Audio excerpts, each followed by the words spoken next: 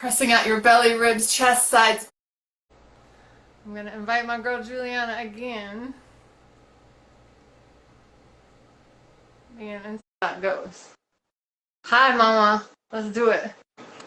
There she goes. I had to put IG in a little timeout. We had a little talk. I was trying to join with my iPad, but I don't know. Maybe. I don't think it was you, honey. I think it's whatever. We had to clean the Kundalini pipes to make this clear. So excited! Yay, Mama! Thank you for co-creating this with me.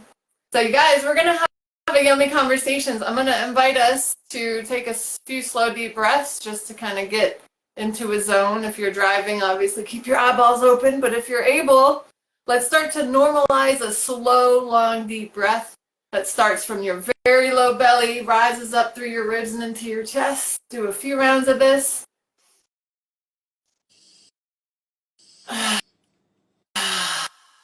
Every exhale, releasing something heavy. Again, breathe in through your nose. Pressing out your belly, ribs, chest, sides, back. Getting lighter every time. One more slow, deep breath.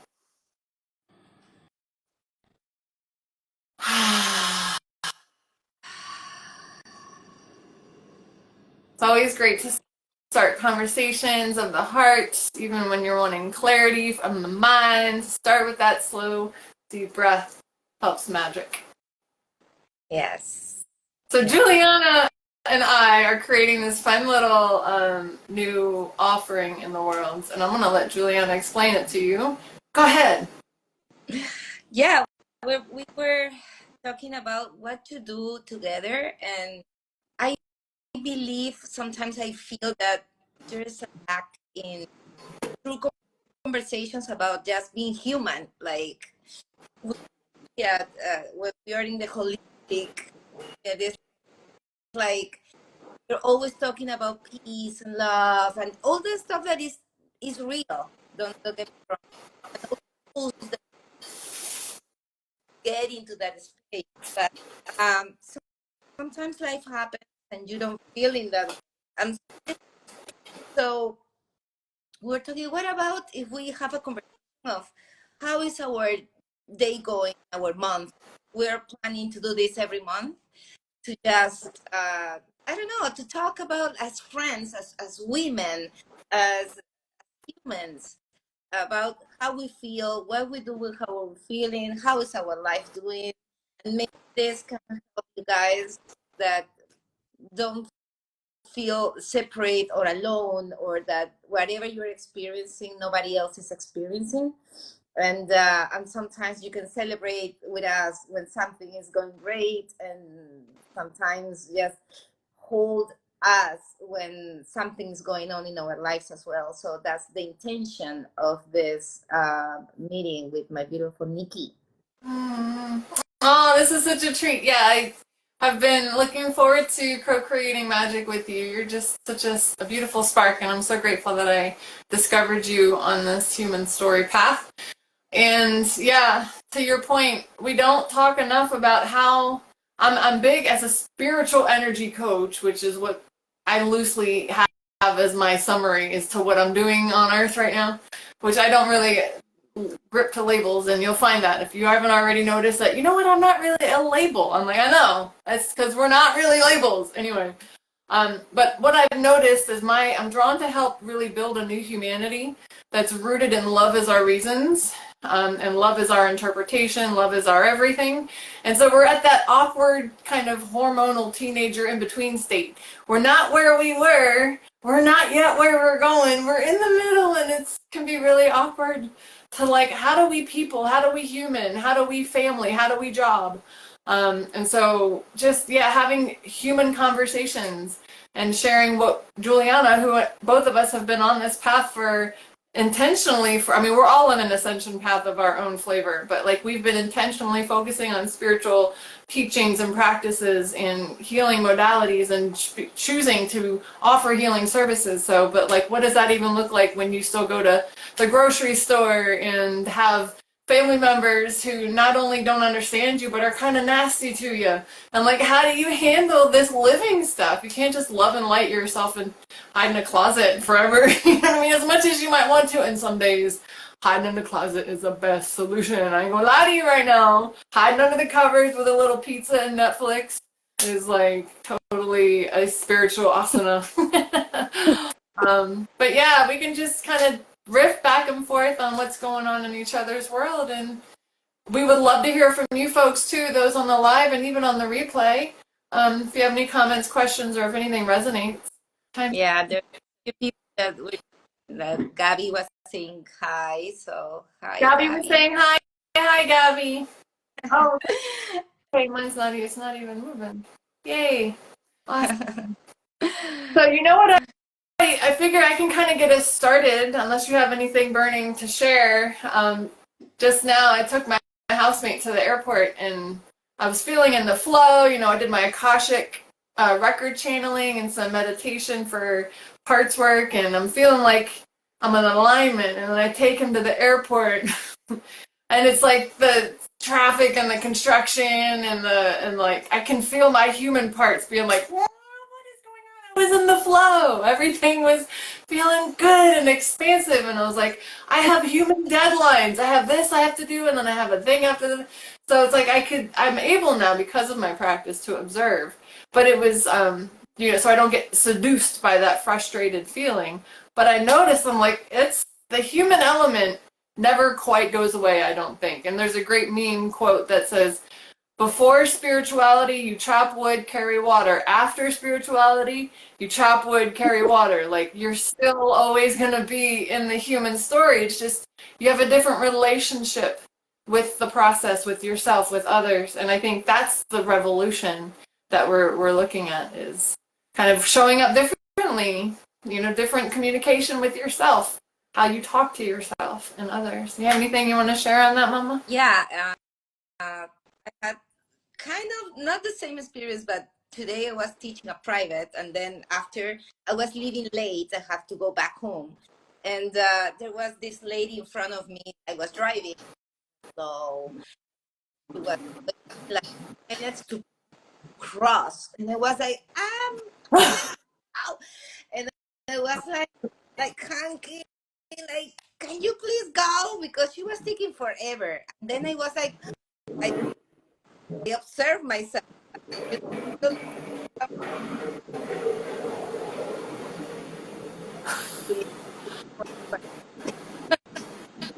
Ah, eventually, but just breathe. And in that moment, it's like I calm myself and I waited until this lady could cross the street, her car, I don't know.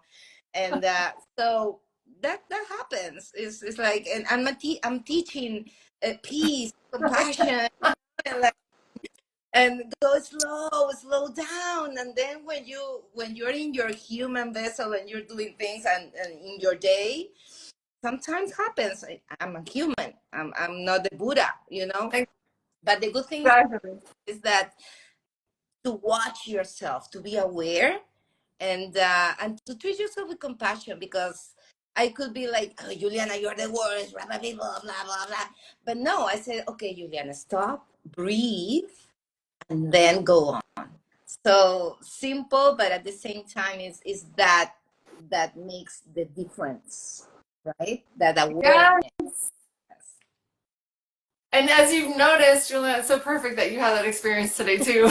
But it's like we collect these tools and then we forget we have them. We get so sucked into the emotion and then the mental. See, what we energetically, the emotion vibrates to a certain frequency, and there are stories in our head that match. So when you let that emotion come into your head and you start thinking on behalf of that emotion, it's going to wake up all those other stories. Yeah, and you know how people around here are so inconsiderate and they're always blocking the universe never supports you. So it's like you can so easily get seduced into that old way of just rumination and frustration, and that just builds more emotion.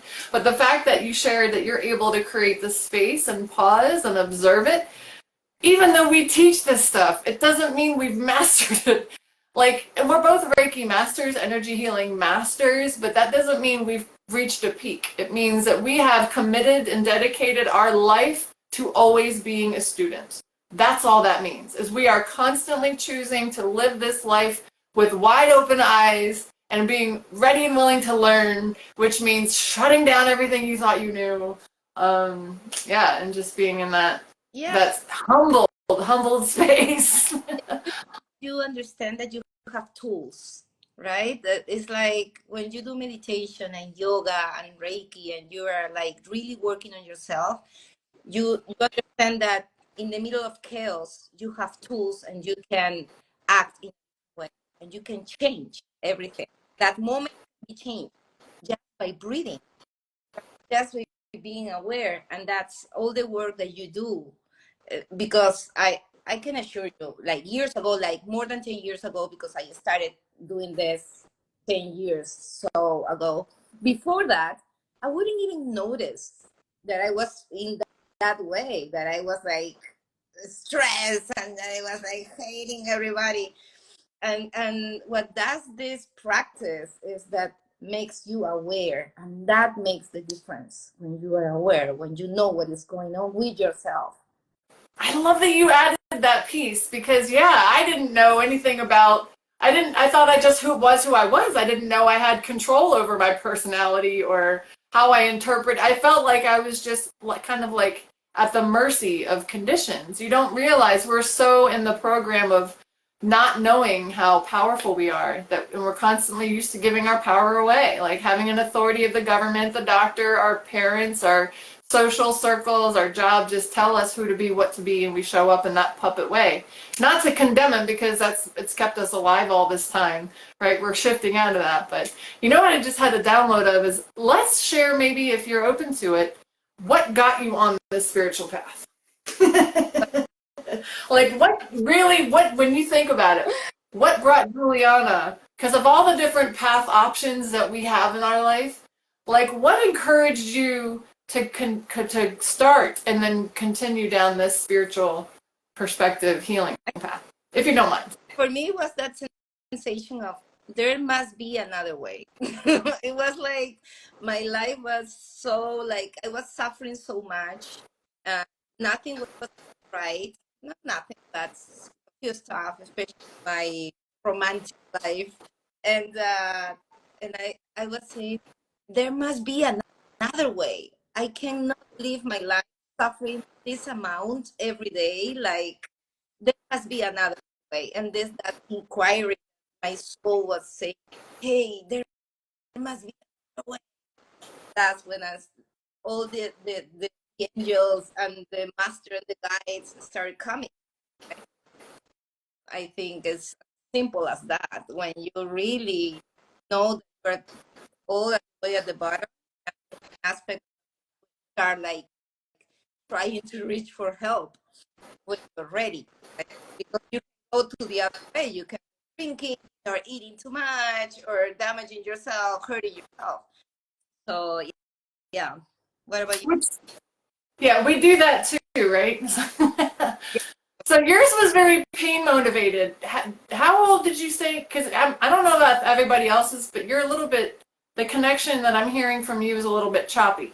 So if anyone in the chat can share, please, if Giuliana is coming through clear, or if the audio is a little choppy on your end or on my end, if you could just kind of chime in and let us know. But you don't hear me well? Maybe I'm too It's far. on and off. Like there's little pockets where you blink out, but I'm able to piece it together. Oh well, okay, she left. That wasn't what we wanted to do. Juliana, come back, Mama, come back.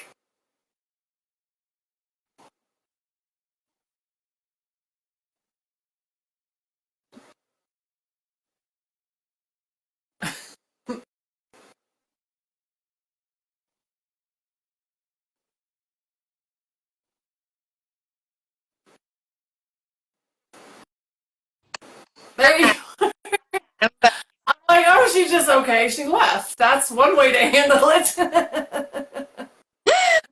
Like, see you later.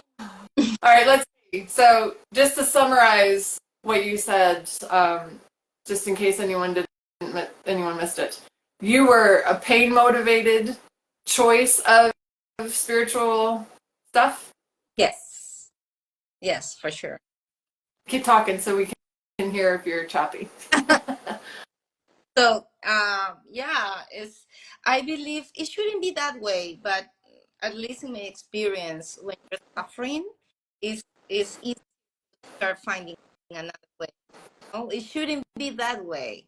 So I love A Course of Miracles, and the Course of Miracles says that that's not the way, that shouldn't be the way, but for most of us, that's the only way that we can really start like asking and thriving for something different. So Okay. Yeah.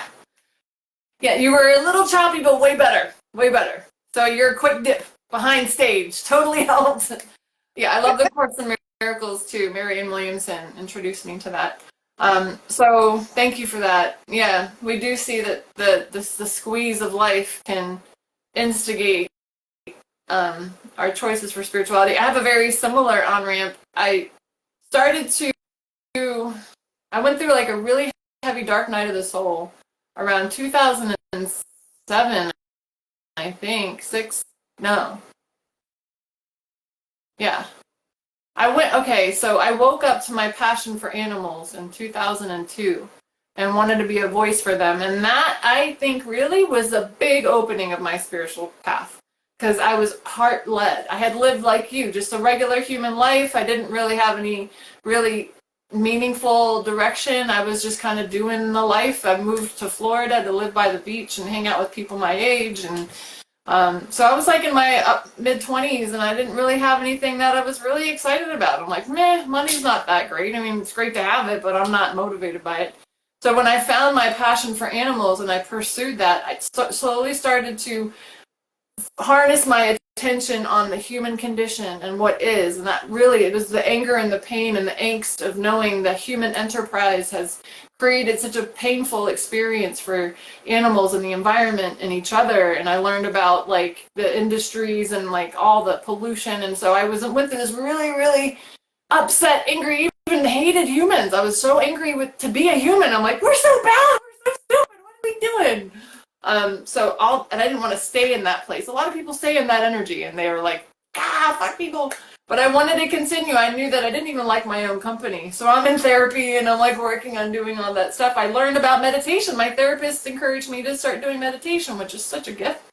But all that, but so my love of animals and I knew I needed to be at peace with myself, with the situation, and with humans if I wanted to be a quality voice for the animals. If I really wanted to have ideas and be of influence to bring love and compassion to earth, I knew I had to do some inner work. And there were like certain healers like Colleen Patrick Goudreau, the Joyful Vegan, the Dalai Lama, all kind, Marianne Williamson, Eckhart Tolle played a huge part. Like so many different visionaries and healers resources. I just kept following the breadcrumbs of what can bring me greater internal peace.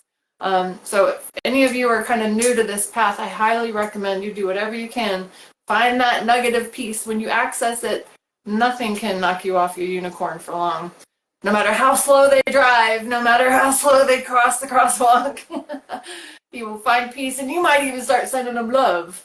That's the other beautiful side effect from all this. yeah, it's a beautiful journey, and it's not easy because it's not always easy to see all the things that you have inside, all the emotions, all those thoughts, and when you start seeing the reality outside, and when at the beginning, at least for me, it was I was trying to change everybody.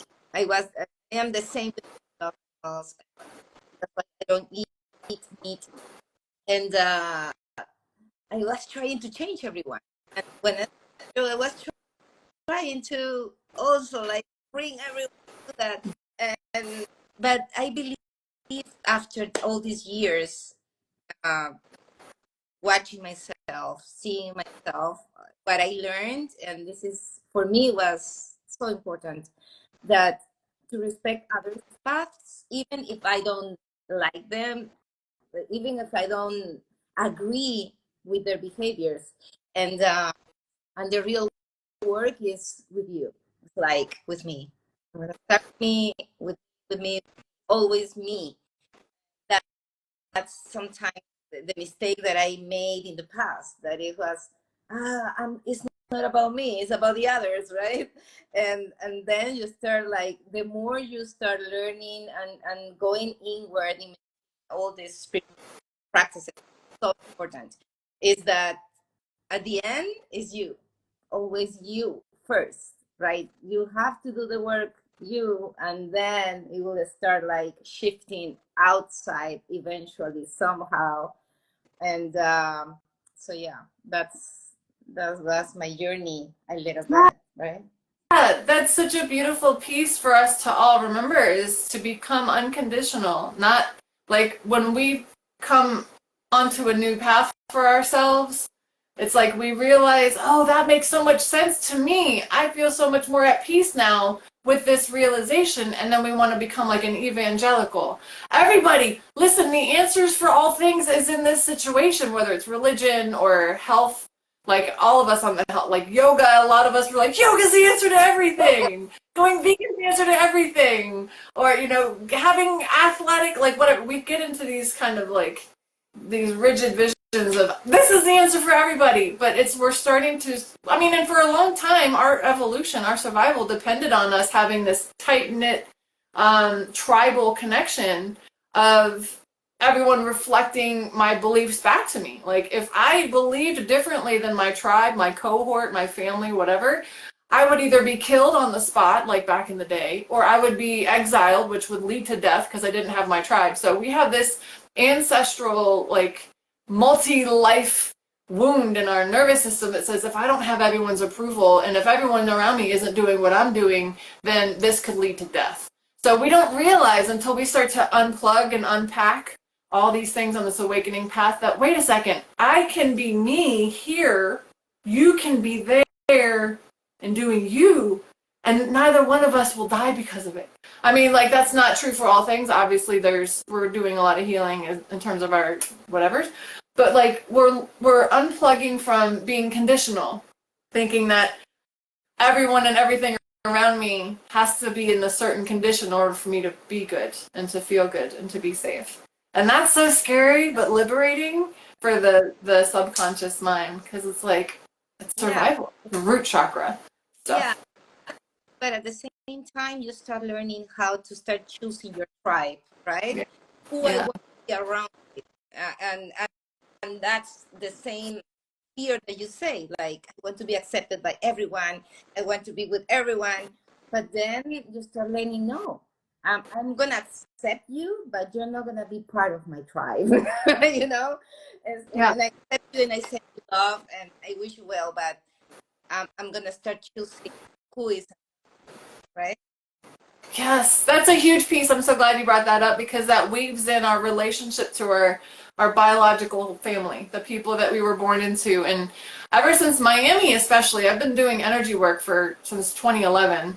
So I've had clients all the way from California to here and overseas. And one of the things that I see really, really predominant here in the South Florida area is this guilt motivated connection to family. It's almost like it's very survival, but it's like I've heard people say my mom treats me horribly, but I have to live with her. Or, you know, my cousins are constantly insulting me, or they're constantly taking my things, but I have to keep them in my, like, say I hear this so much more in the South Florida area than anywhere. I'm like, wow, what is this phenomenon of prioritizing? And it's so what I've learned in my own healing path is that our biological family is beautiful and valuable and wonderful. And there's every therapist I've ever had has confirmed that creating space from your biological family, not necessarily forever, but sometimes with some of them it's forever, if there's toxic abuse happening. But like creating space just a little bit, it starts to help you pull back the tendrils of being the daughter, the sister, the aunt, so you're not playing this performance role, but like really pulling away to learn who you are outside of them.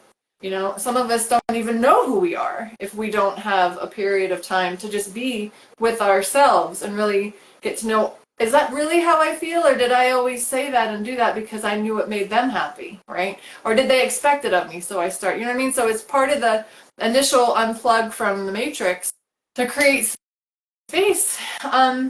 If it's a healthy connection, sure, you know, staying connected forever.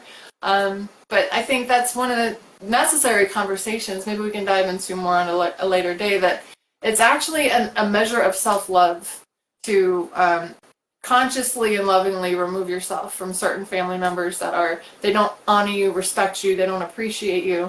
And it's not to blame them. They have their own reasons for things, but creating space from that and saying, you know what, I honor me, I value me, I love me. And I know there's people on earth that will also see my value and want my company.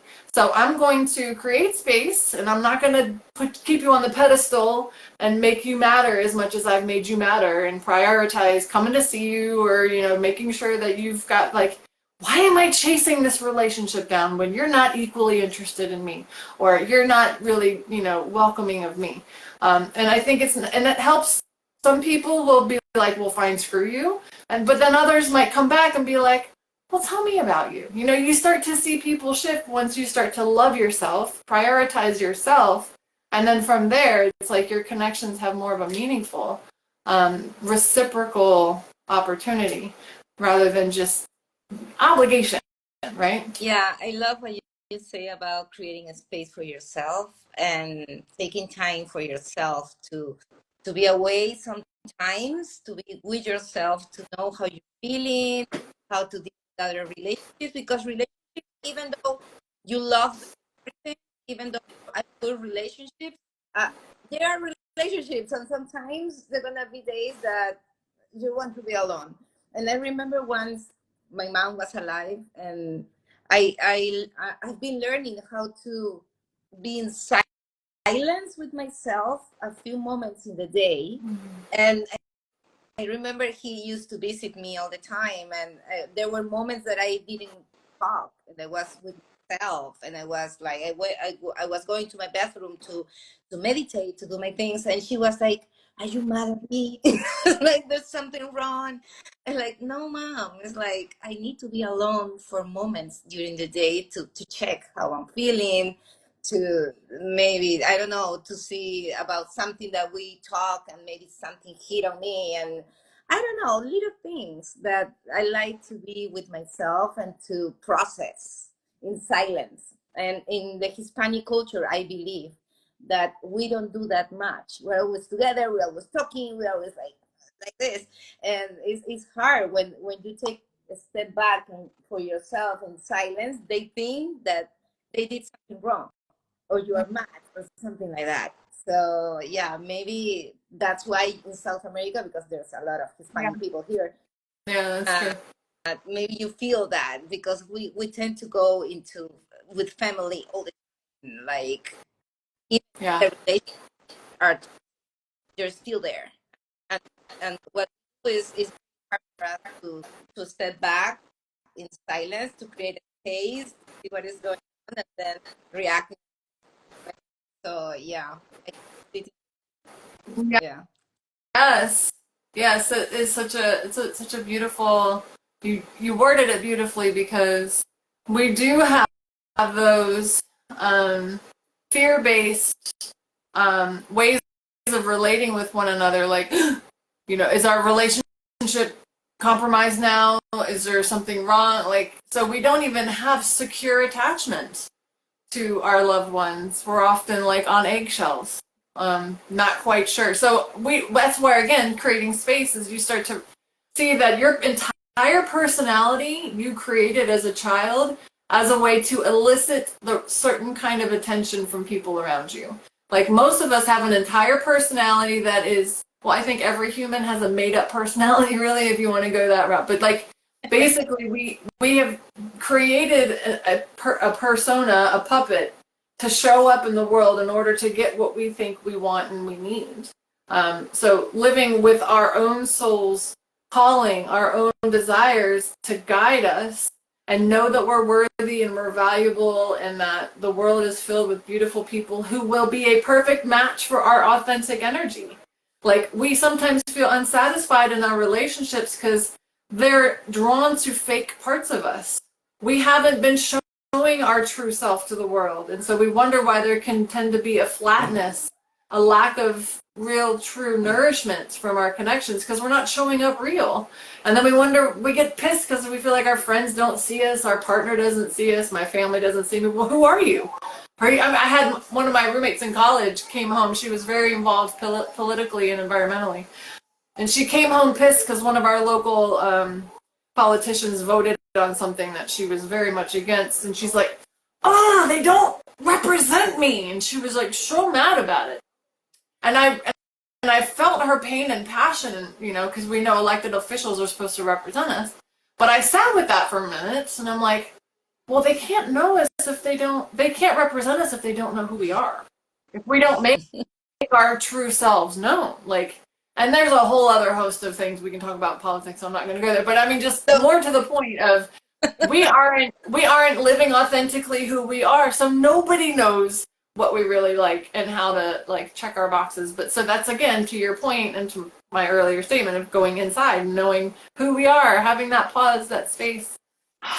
Yeah, when I started, I was doing my certification as life coach, and then you realize that you only have one personality. You have like a lot of personalities. So depending on where you are with who you are, that personality will start showing up, not your true essence.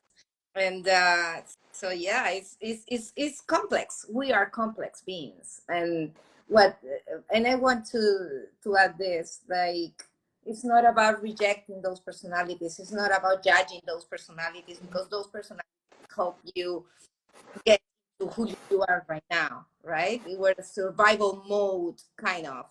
So what I love is to embrace them, to honor them, and then again comes awareness. You see them, you say thank you, but not anymore. I'm gonna show up as who I am. And so yeah, I just wanted to add this because I used to reject them. I used to see my personalities like, no. and Exactly. and now, hey, I love you, thank you. I love that You you're know, it's saying that. Giuliana, that's the medicine. And I just learned this practice called the internal family systems form of therapy, the parts work. And it is literally adopting a way of showing up to your parts. Like if you say, a part of me wants to go partying right now, but a part of me wants to go to bed. Literally, like, those parts are little beings, little personalities that live. They have a reason. They have like a soul. They have shadows. They have so many things. They're literally little people, and it's your internal family. It is all of your little family members. And so when we can prioritize them, and then, so this is such a funny, I had a visualization. What we're wanting to do is develop our higher self, our consciousness of love and oneness and for self and others. So I imagine like we have hoses on our eyeballs, and everything that we're putting our attention on, we are spraying colored water on it. And whatever color higher self is for you, for me, I see like it's gold. You want to spray gold energy and attention on all those parts, the stinky parts, the mean parts, the scared part. You want to be filling all of your parts up with that golden, loving higher self attention. We think, okay, I love myself. Check, done, now what? No, no, no, no. Each one of those little people inside of you, you got an entire army and village and family. Each one of them needs to be receiving your golden higher self attention, and then you gotta mean it. You can't pretend it. You gotta ask them questions. You gotta get off their back and let them tell you what they're needing, and then you can work with them, and then they'll easily sit back and let higher self come in. But if they don't feel validated and loved by you or anybody else, it's like you got a bunch of 5-year-olds in your body saying, all right, we're going to run the ship, and all of my emotions are going to stampede through this house.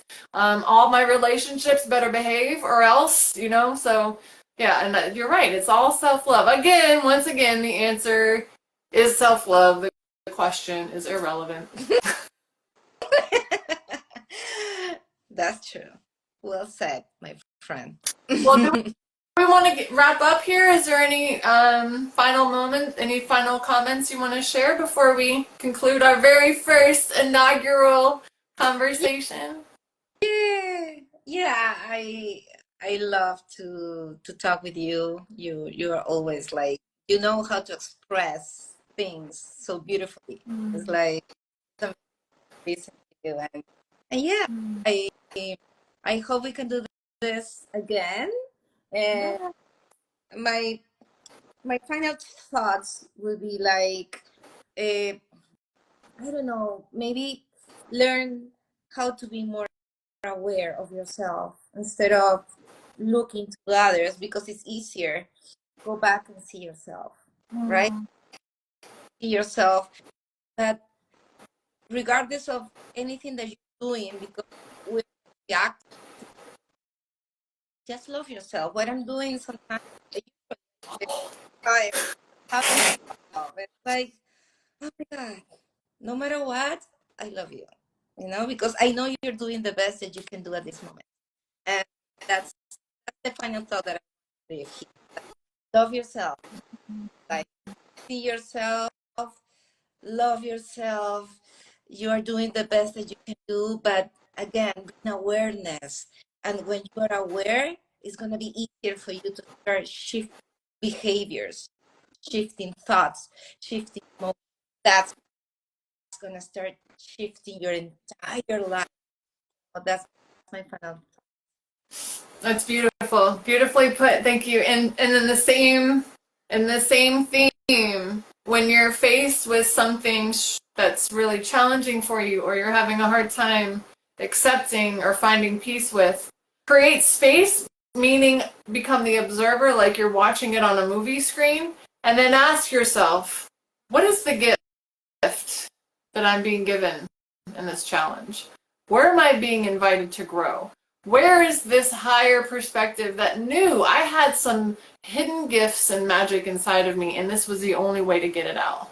And that changes our vibration. We're no longer in the victim story, which I'm not victim shaming, but that energy, once you acknowledge, okay, I'm being beat up right now, I accept that. And what can I do with this information? Where can I show up in my mastery? Where can I become a more compassionate, powerful, loving, self-leading person? So just, yeah, look at every challenge and maybe even ask, what did my soul think would be good for me in this? Why did my soul walk me into the lion's den? So I can learn how to wrestle lions? Okay, but no, seriously, like just be curious. What's the gift? What I did today in the morning, just breathe. Sometimes just by breathing deeply and consciously, you can start behaving in a different way. Yeah, just like So we started on this chat, totally. yes, Well, I love you, G. I look forward to more magic with you, sister. I love you, community. Thank you for tuning in.